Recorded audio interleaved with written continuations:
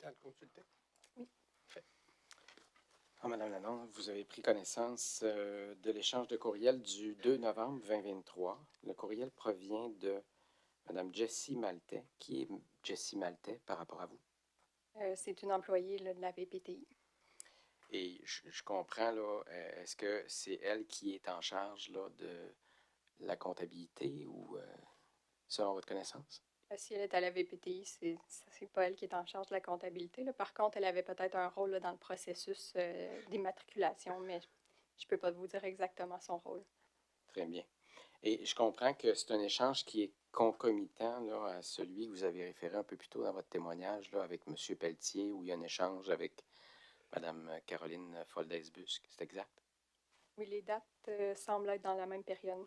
Bien. Est-ce que vous aviez communiqué cet échange-là dans lequel vous étiez en copie? Là? On voit votre nom. En fait, il vous est adressé à M. Pelletier et à Mme, à vous-même, le 2 novembre 2023.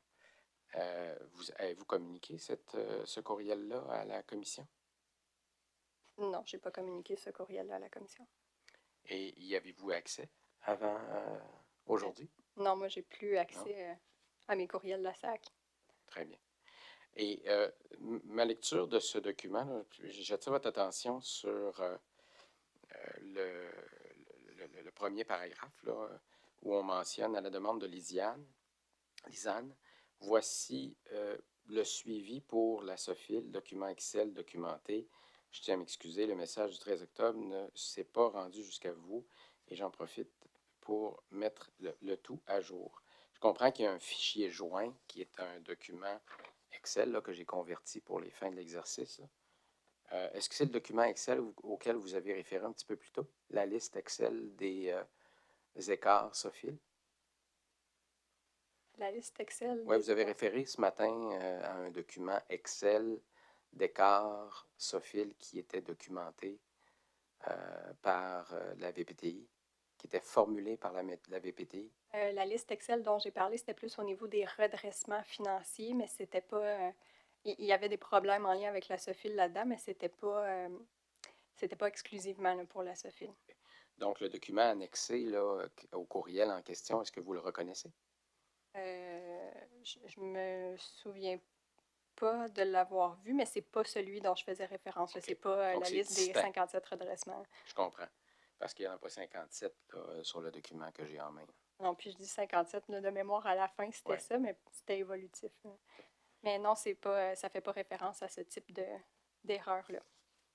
Et vous reconnaissez que dans la période là, de l'échange entre M. Pelletier et Mme Caroline Foldès-Busque, d'autres membres de l'équipe de la VPTI communiquent avec vous pour vous donner de l'information sur les écarts, Sophie.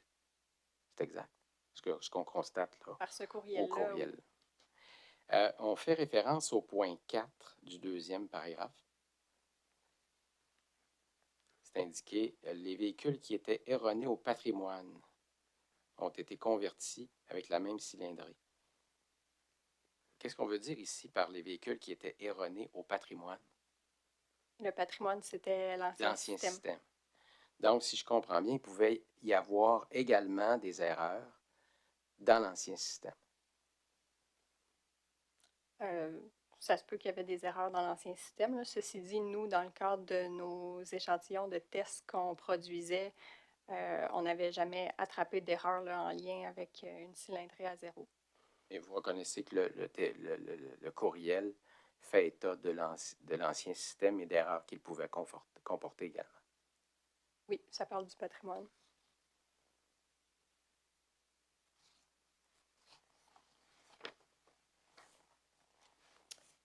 Un autre courriel que je vais produire sous 282, 43P 282, et c'est le courriel du 10 novembre 2023, 15h50, de Madame, en fait, des échanges de courriels entre Madame Busque, Madame Foldès-Busque et Madame Lalonde.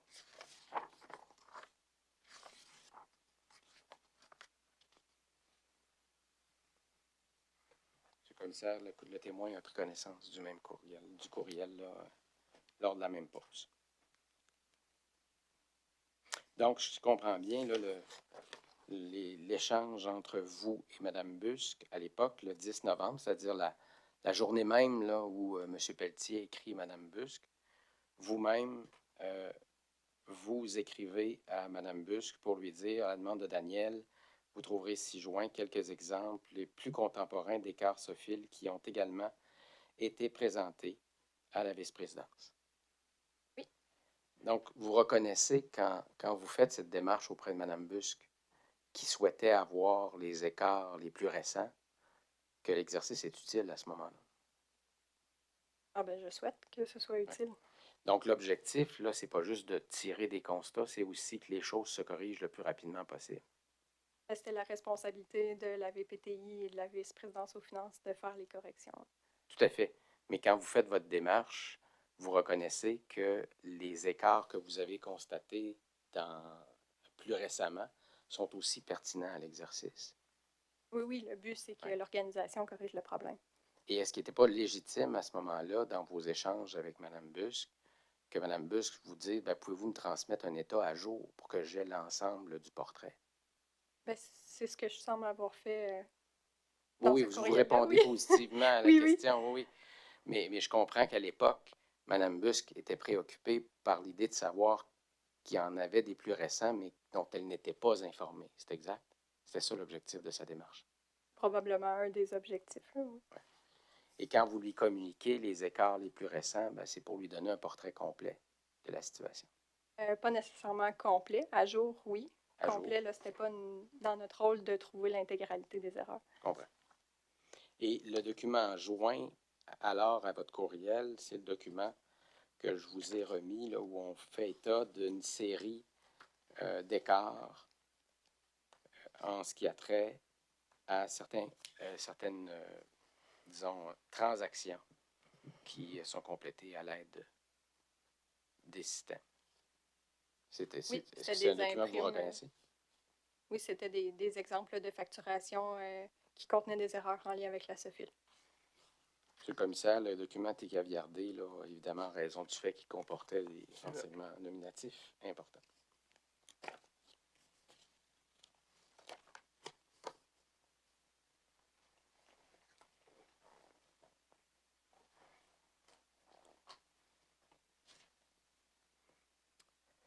Vous avez indiqué dans votre témoignage ce matin avoir eu un échange avec votre supérieur immédiat d'une demande du PDG, M. Ducharme, relativement à ces écarts, là, donc aux gestes à poser qui leur permettraient ensuite d'obtenir des états financiers vérifiés. C'est exact? Là, vous ne parlez pas seulement de la SOFIL, juste pour être sûr de bien Oui, de saisir. différents écarts, là, Oui, effectivement. en Ouais. fait, en lien avec le tableau des 50 quelques redressements aux états financiers, oui. Et à ce moment-là, là, on est en 2023, à l'automne 2023, si je comprends bien votre témoignage? Je pense que les tableaux des écarts ont commencé à véhiculer là, dans les différentes directions, probablement à l'automne 2023, là, mais quand on a commencé, en fait, quand le PDG a vraiment demandé à ce qu'on se joigne à l'équipe de cellules de crise pour les redressements, je crois que c'était après Noël, donc début 24. Début 24. Mais la cellule de crise, là, c'est parce que c'est critique là, comme situation. Oui. Vous êtes d'accord avec ça? Oui. Et on vient de traverser le déploiement en février 2023. Il y a donc une situation de crise qui prévaut toujours là, vers la fin de l'année 2023 en ce qui concerne notamment la question des états financiers. Oui, qui s'est poursuivi d'ailleurs après. Est-ce que vous reconnaissez que le, le diagnostic sur les écarts, là, les redressements à faire, c'était la DVIEP qui maîtrisait cet aspect-là? Ben, Les pas, différents constats que vous avez faits, là, c'est la DVIEP qui les a faits, les constats concernant les redressements? euh, En fait, là, certains concernant la SOFIL, peut-être via notre rapport d'audit, on a fait des constats. Par contre, tous les autres de la liste, là, ça provenait, la source, c'était la VPTI, comme je vous expliquais, là, en lien soit avec des incidents qui étaient nommés dans le système ou même Il y en avait aussi par les plaintes, là, qui étaient attrapées par les plaintes qui étaient rédigées à la SAC. Là, ça pouvait être un intrant aussi pour mettre le doigt sur les redressements effectués. Et c'est surtout par les constats des auditeurs externes qui vous sont communiqués que l'importance, évidemment, là, de régler ces situations-là euh, était urgente. Là. C'était urgent de régler ces situations-là soulevées par l'auditeur externe.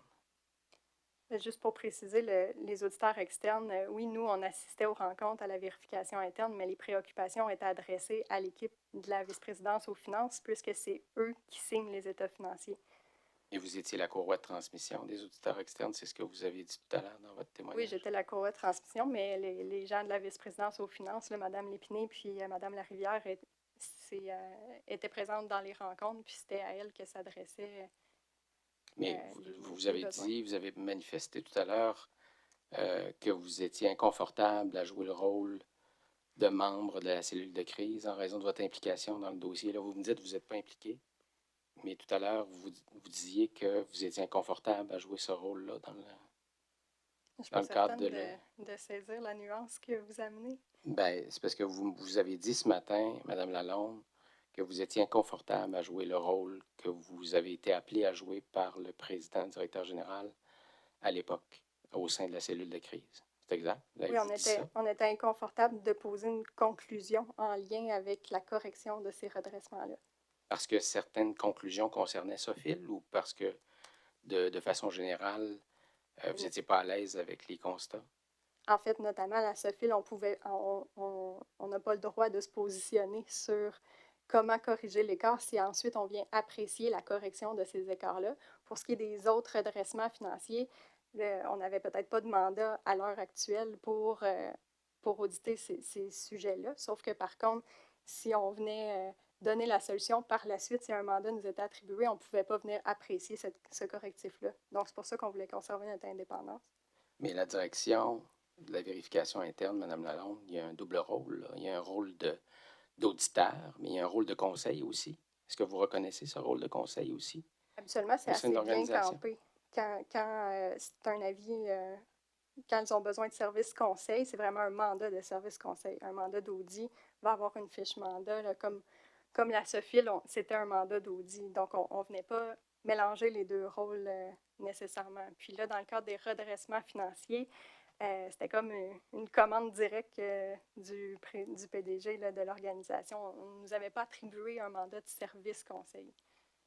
Je comprends, mais il vous demande de contribuer au diagnostic nécessaires pour, pour effectuer ensuite les redressements et les corrections appropriées. Il ne vous demande pas de reprogrammer l'application, là, je présume. Là. Heureusement, Évidemment, non. heureusement, non. Hein? Mais donc, ce qu'il vous demande, là, c'est d'accompagner l'organisation dans l'identification de mesures de redressement. Oui, il nous demandait d'accompagner la deuxième ligne de maîtrise. Donc, vous étiez peut-être confortable en partie avec cette demande-là, ne serait-ce que pour les redressements qui ne concernent pas votre rôle particulier à l'égard de la SOFIL? Bien, en partie, effectivement, on pouvait, comme vous dites, là, accompagner, ou on aurait pu, en fait, l'idéal, comme je vous disais ce matin, ça aurait été d'apprécier l'analyse complète qui aurait été faite par la deuxième ligne de maîtrise. Et je comprends que la demande de M. Ducharme à ce moment-là, est-ce que ce n'est pas justement pour s'assurer que les constats que vous avez faits, que ce soit dans le cadre de la SOFIL ou encore auxquels vous avez pu participer avec les auditeurs externes, que ces constats-là soient adressés correctement? Oui, lui, il avait une volonté de corriger De les corriger le redressements. tir. Oui. Parce que s'il n'y a pas les bonnes personnes autour de la table, ben, peut-être que ça ne répondra pas à vos attentes, puis on va être dans un aller-retour avec vous là, ensuite, là, avec la DVIEP, si vous n'êtes pas autour de la table. Ben, je pense qu'il y aurait eu l'expertise quand même de le faire sans nous. Ça aurait peut-être pas été dans les mêmes délais. Ça aurait pris plus de temps. Peut-être. Ça dépend encore là des priorités que. Puis j'ai le sentiment que c'était une priorité pour lui à ce moment-là. C'est exact? La liste des 50 quelques Ouais. redressements, c'était une priorité.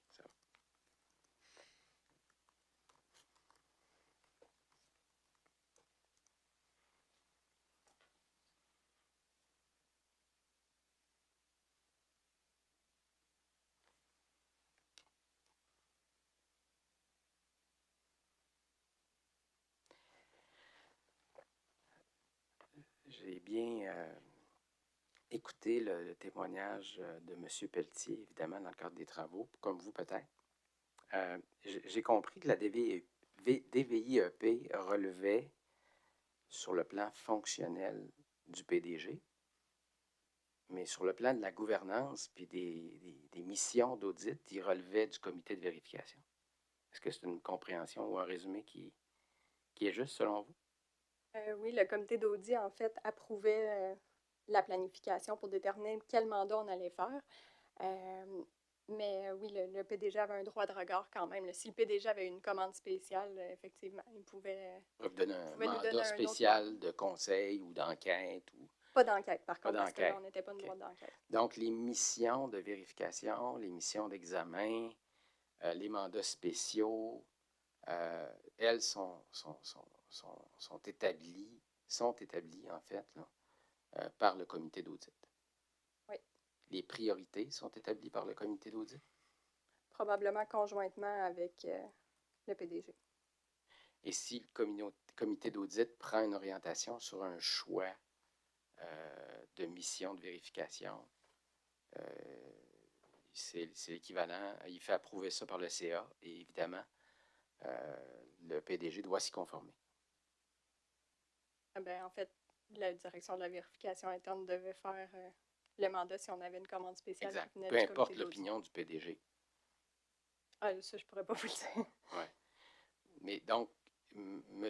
Pelletier, à ce moment-là, du temps que vous êtes présente au sein de la DVIEP, reçoit ses instructions du comité d'audit. Oui.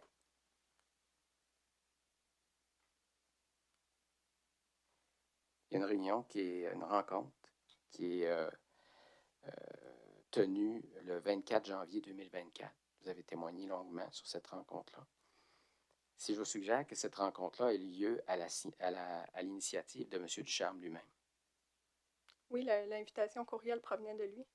Et si je vous suggère que M. Ducharme avait en main le sondage auquel vous avez fait référence sur le niveau de mobilisation des équipes de la DVIEP et que c'est pour cette raison-là qu'il voulait vous rencontrer.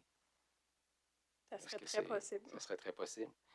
Et l'objectif de la rencontre, c'était donc de vous motiver. À l'évidence, ça n'a pas été le résultat, mais l'objectif de M. Ducharme, c'était vraiment de remotiver et remobiliser les équipes de travail. Est-ce que vous reconnaissez que c'était ça son objectif, à l'évidence? Moi, j'ai vraiment pas capté que c'était ça son objectif. Vous n'avez pas capté. Même que j'ai pas souvenir C'est qu'il pas nous a votre parlé de ce perception. point-là. C'est pas votre perception de l'échange. Je pense que c'était une perception collective de notre équipe, là. On n'aurait pas sorti de cette rencontre-là avec le même sentiment si ça avait été le cas. Et les notes qui apparaissent, là, les notes de la rencontre, je comprends que c'est un document, là, le compte-rendu, l'ordre du jour. Là. Ça n'a pas été transmis à M. Ducharme avant la rencontre. Non. Et donc, lui ne savait pas, lorsqu'il se présente à cette rencontre du 24 janvier 2024, de quoi il allait être question à cette rencontre-là. Sauf de sa posture, c'est-à-dire de vouloir là, vous rencontrer pour voir c'est quoi le niveau de mobilisation de l'équipe. Monsieur le commissaire, à ce stade-ci, je comprends qu'on peut poser des questions suggestives, mais là, il y a des limites à où est-ce qu'on peut aller. Là. Il y a aucun Il faut faire attention pour faire du self-serving evidence. Monsieur Ducharme, il va venir témoigner. Il viendra le dire. Je l'espère bien. Plutôt que Je tard. vous le dis, là. Il est sur la liste. Alors, mais vous avez une réponse, là. Vous avez une réponse du témoin. Ce qu'il y avait dans la tête de M. Ducharme viendra nous le dire, là.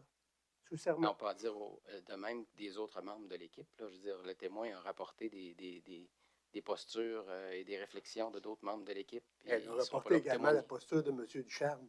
Si M. Ducharme avait quelque chose dans la tête qui trahissait sa posture, c'est pas madame qui est capable de venir me le dire, c'est M. Ducharme lui-même. Là. Je pense que ça relève de l'évidence. Donc, si je comprends bien, le document n'est pas partagé à M. Ducharme avant la rencontre. Non. Pas plus qu'il n'est partagé après la rencontre. Non plus. Et j'ai compris également que vous aviez demandé le huis clos. Oui. Est-ce que ça a été fait lors de la rencontre ou avant la rencontre? Avant la rencontre de mémoire. De mémoire par M. Pelletier? Je pense que oui. Et j'ai raison de dire que la seule personne qui a été exclue de ce huis clos, ou lors du huis clos, c'est l'adjointe de M. Ducharme, Mme Pouliot. Et M. Pelletier. Et M. Pelletier. Oui. Donc, les deux, le directeur général de la DVEI, qui était sortant à ce moment-là, et Mme Pouliot ont été exclus de la rencontre. Oui. Okay.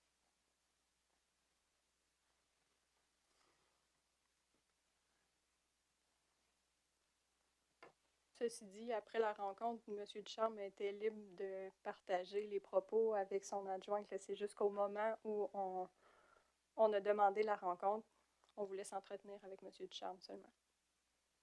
Non, je comprends, mais évidemment, vous reconnaissez qu'aujourd'hui, M. Ducharme est seul de son équipe là, à défendre sa version ou sa perception de cette rencontre-là. Oui. Et ce que je comprends, c'est que vous utilisez aujourd'hui un document qui n'a pas été partagé à M. Ducharme pour vous remémorer une posture à l'époque, que vous aviez à l'époque. Ah, je me remémore très bien. Même sans ce document-là, je pouvais très bien me remémorer cette rencontre-là. Ça a été frappant.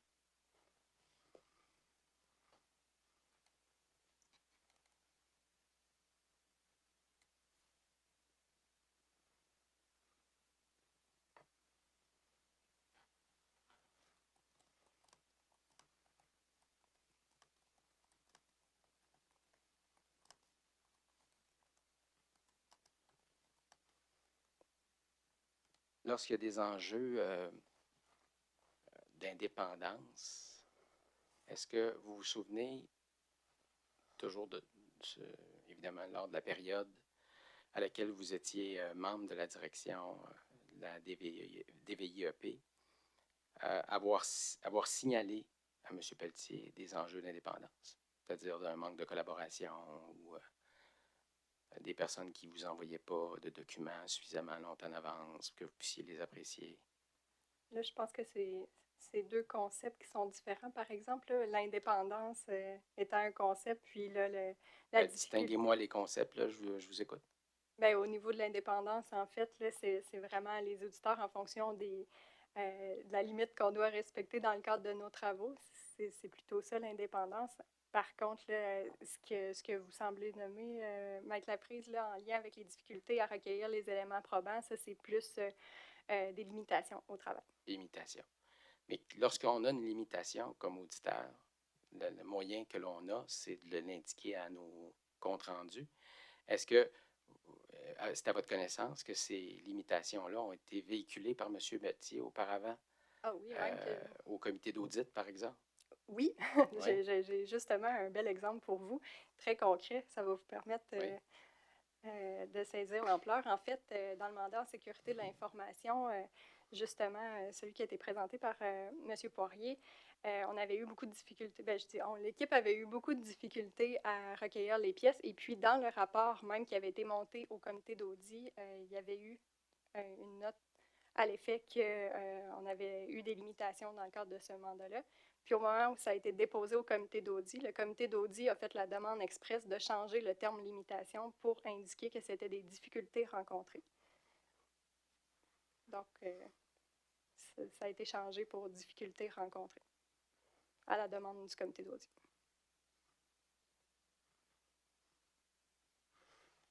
Après que M. Pelletier ait eu l'occasion d'exposer les faits, je présume. Là, je ne sais pas la séquence, mais il a fallu redéposer le document. Ça, c'est à votre connaissance personnelle. Oui, bien, oui, ça. Ça vous a été rapporté. Bien, j'ai vu que le rapport, on l'a modifié. Vous avez vu que le rapport, vous l'aviez modifié. Puis c'était à quelle période, ça? Le rapport sur la LGGRI, de mémoire, c'était juin 2023, je crois. Ça se peut-tu? Là, je ne suis pas certaine de la date. C'était dans les éléments déposés, mais là, je pense que, vu le contexte.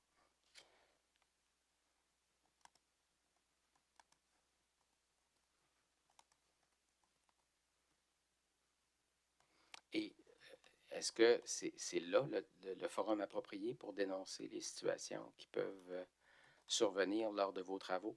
C'est au comité d'audit.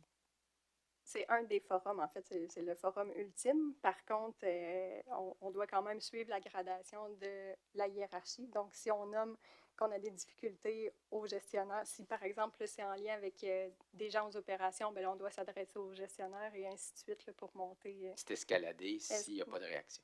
C'est ça.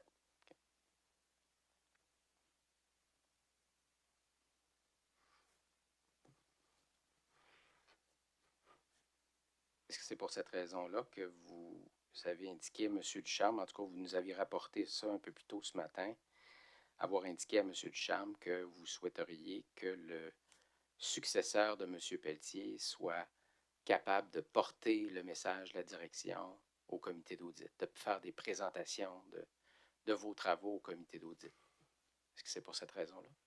Pas uniquement pour cette raison-là. Évidemment que nous, on a beau faire un beau rapport pendant des mois entre nos murs de la DVIEP, si ce rapport-là n'est pas vendu au comité d'audit, s'il n'est pas bien livré, ben ça va peut-être perdre un peu d'intensité dans le message. Ce qu'on veut, c'est que le message soit bien rapporté dans les faits, puis que le message soit compris aussi par le comité d'audit. Donc, ce qu'on espérait, en fait, c'était un directeur là, qui pouvait se charger de bien monter le message puis répondre aux questions correctement. Très bien.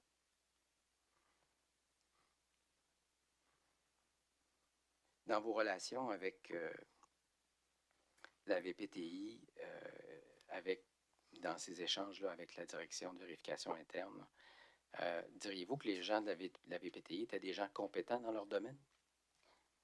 Ben, avec les échanges que j'avais, moi, je n'étais pas vraiment en mesure de juger ça. La personne avec qui j'avais le plus de contact, disons, c'était la coordonnatrice qui s'occupait là, des tests en lien avec les travaux des auditeurs externes. Puis elle était très compétente là, pour m'aider à organiser les rencontres, puis donner les documents. En fait, tenter de donner les documents aux auditeurs externes. Et avez-vous eu le sentiment que particulièrement en 2023, là, les équipes de travail étaient très affairées de façon générale? Oui, il y avait beaucoup d'ouvrages. Oui. Et si je vous suggère qu'à toutes les strates de l'organisation, à toutes les instances de gouvernance, en 2023, avec le déploiement et ces quelques problèmes, on va dire ça comme ça, les gens étaient mobilisés à régler les problèmes? Il y avait, oui, beaucoup de travail qui était fait dans le sens pour régler les problèmes. Et dans cette mobilisation-là, est-ce que vous reconnaissez que les éléments identifiés par la DVIEP en cours d'année 2023 peuvent avoir été moins la priorité de l'organisation dans le traitement des correctifs et les redressements nécessaires? Oui, c'était possible. Possible. Et est-ce que vous reconnaissez qu'en 2023, vous avez dit que vous n'aviez pas été contacté par le PDG pour vous rencontrer? Si je vous suggère qu'en 2023, c'était une année particulière pour le PDG qui venait d'arriver et que c'était peut-être pas sa priorité de vous rencontrer et rencontrer la direction? Si c'était pas sa priorité, ça vient un peu confirmer qu'il ne s'intéressait pas vraiment à nos travaux non plus. Mais vous comprenez que c'était peut-être pas sa priorité à ce moment-là. Bien, peut-être au début, je comprends, mais c'est quand même écoulé 9 mois avant d'avoir un signe de vie de sa part. Ça aurait pu être une rencontre Teams de 10 minutes, là, question de se présenter. Là, nous, on ne demandait pas nécessairement 1 heure et demie. Ce qu'on voulait, c'était le rencontrer. Monsieur le commissaire, je vous demanderai une courte suspension pour vérifier si j'ai des questions additionnelles, mais... Oui, juste m'assurer, est-ce qu'il va y avoir un réinterrogatoire? Oui. Donc, ce qu'on va faire, c'est qu'on va prendre la pause de l'après-midi. L'après-midi, puis au retour, 15 minutes, puis au retour au fil. C'est bon. Au fil, je sais qu'il y a un témoin déjà qui attend depuis ce matin, donc on va essayer d'en faire un bout aujourd'hui. C'est bon, merci. Veuillez vous lever, 15 minutes de pause.